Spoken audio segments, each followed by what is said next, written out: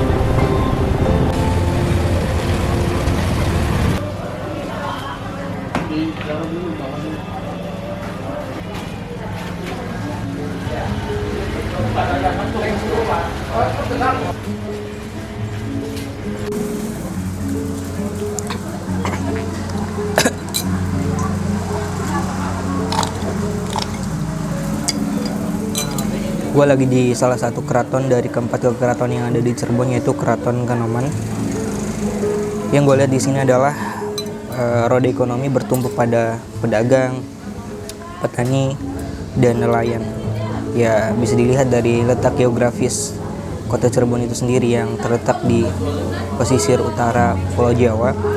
Dan yang menarik di sini adalah dengan hadirnya keempat keraton tadi itu menggambarkan bahwasanya Cirebon adalah kota yang sangat penting banget di dalam peradaban Islam, khususnya peradaban Islam di Pulau Jawa. Kalau kita scale di dalam dunia modern zaman sekarang kan tentu ada kemajuan.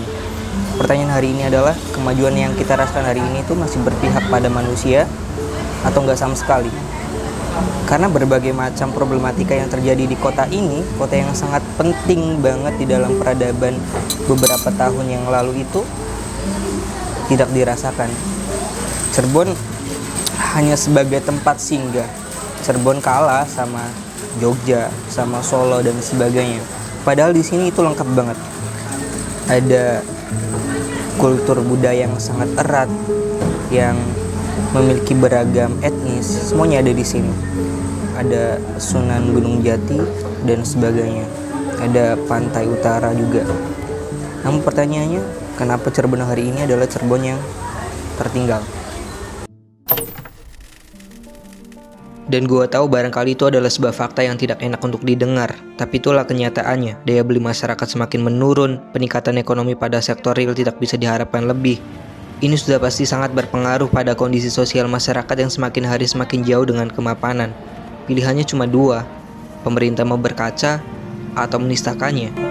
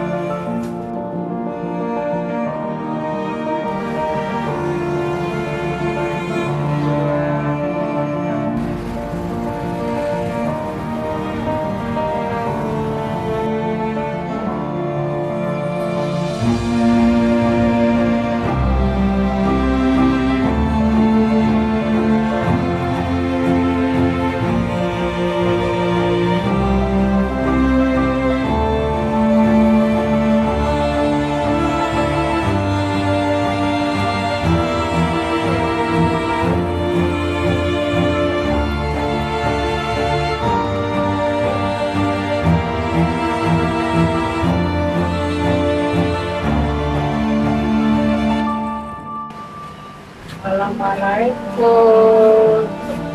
Saya jualan tisu. Berapaan Pak? Berapaan? 12 ribuan loh. Udah berapa tahun Pak jualan Pak? Jualan dari tahun 90. Berarti 35 tahun. Jualan tisu? Ya, campur-campur. Dulu jualan di terminal Harjamukti. Terus jualan di Jakarta, di Bekasi. Oh sempet di Jakarta Pak?